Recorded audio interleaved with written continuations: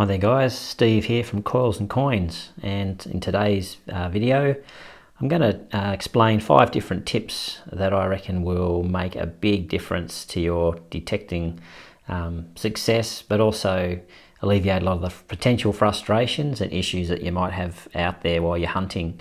The first tip, don't leave the backlight on. So this can drain your battery pretty quickly, and sometimes you've got it on, you don't even realize it's on. So the backlight button is this one right here where my finger is. Push it once, backlight is off. Push it. If you push it again, obviously the backlight will be on at full power, and this is the worst possible situation for your battery draining. But sometimes you might set it down to the lowest setting and you won't realize necessarily that it's on. But if you see that little sun symbol here, your backlight's on. Turn it off and you will save a lot of battery power. So that's tip number 1. Alright, so tip number 2, up in the top right corner here, I've got a flashing Bluetooth symbol with a plus sign next to it. What that's trying to do is pair to my headphones.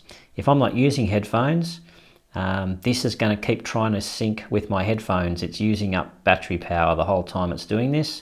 If you're not using headphones, turn it off and that will stop blinking, and now you will save a fair bit of battery life over the course of a whole day. So that's tip number 2. Tip number 3, this is going to save you a bit of time. If, for example, you're searching in Park 2, just for argument's sake, like I've got it set to here, and let's say you've made some changes. Let's just do some crazy stuff. I'm going to go and notch out some signals just for the sake of it. Let's go up a bit further, notch some more out, doing some crazy stuff. And this is maybe accidental over time I've done this, or I've just made some setting changes that I don't really like anymore. And maybe I've done that on in a few different modes. Maybe I've done it in field 2 as well, and over time my detectors become a bit of a mess. But my Park 1 is set up exactly how I want it to be, and I don't want to change it. I don't want to wipe the settings that I've got. I want to keep those. That's fine. What we can do, there is a way to factory preset or factory reset an individual mode rather than wiping the entire detector. So you can see here, I'm in Park 2. I've notched out some settings, just gone crazy with the settings. Let's go into recovery. Maybe that's down to 2 or something like that. And I'm in Park 2, and I decide, no, I just want to get this Park 2 settings back to the factory settings. All you got to do, this mode button with a little detector on it, hold that down for 5 seconds until you see SP on the screen. And now I'm back to the factory settings for Park 2, but the most important thing here is that it hasn't affected any other mode. Park 1 will be the same. Field 1 will be the same. It won't have affected any other settings at all apart from Park 2. Let's say Field 1's crazy or mixed up and I don't really like the settings in there anymore, but I still want to keep my Park 1. Hold your mode button down for 5 seconds. Let's factory reset Field 1, and now that's back to factory defaults as well. That'll save you a whole lot of time because you don't have to reset the entire machine and set everything up again if you just want to fix up one of the modes. So that's the next tip. Alright, this brings us to tip 4, and this is a real cool one. Let's say you want to set up a cherry picking mode in Park 1. So what that might mean is you want to hunt for, let's say, Australian conditions, as I'm in Australia, $1 and $2 coins and 50-cent pieces, and maybe some silver pre-decimals. So normally I'd hunt in Park 1 and I might have 10 and above enabled on the target IDs. But let's go into the settings, and what I'm going to do here is I'm going to take out all of the settings that I don't want because I'm going to be cherry picking. I want 17 enabled, that's a 50-cent piece in Australia. I'm going to take out everything else between there. 20, we want 21, that's a $2 coin, and we want 22, that's a $1 coin. I'm going to take 23, 24 and 25 out of there. And I'm going to leave the settings just like this. Now, these are what I might call some cherry picking settings, because I'm going to just be targeting specific coins, as I just mentioned.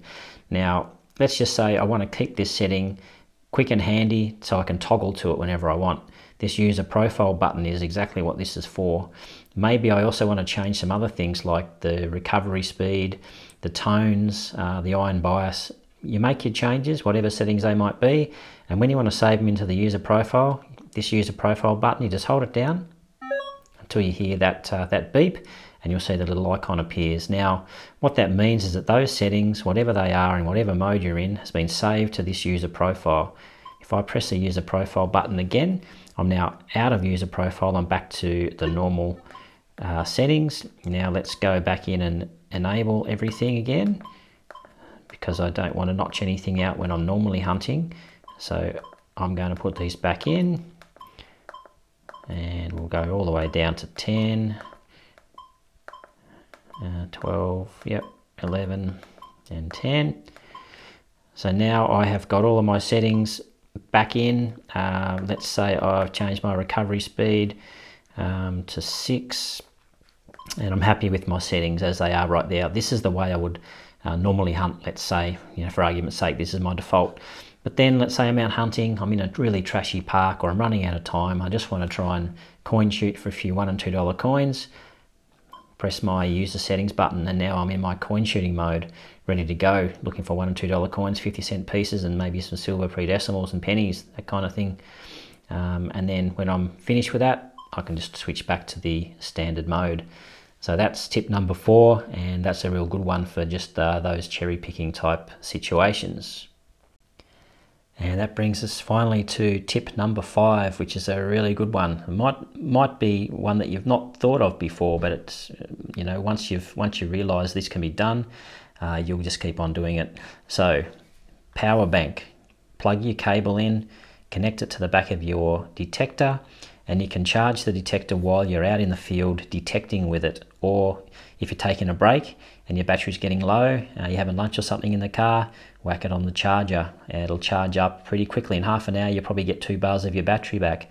Or you can just keep on detecting, just fix your battery bank to the detector, or put it in your pocket, or whatever you want to do. But don't leave home without a powered up battery bank like this one, because it means you won't lose your time. When your battery goes dead, you won't have to stop detecting. You can just plug it in and keep on going. So that's tip number 5. So I'll make a few more of these tip type videos over the coming weeks. Hopefully they help you out. If they do, please feel free to like. I'd be really happy if you guys subscribed, so you can catch the next lot of videos that come out. Any comments, I'd be happy to hear from you as well there. So good luck with your detecting, guys, and I'll see you on the next video.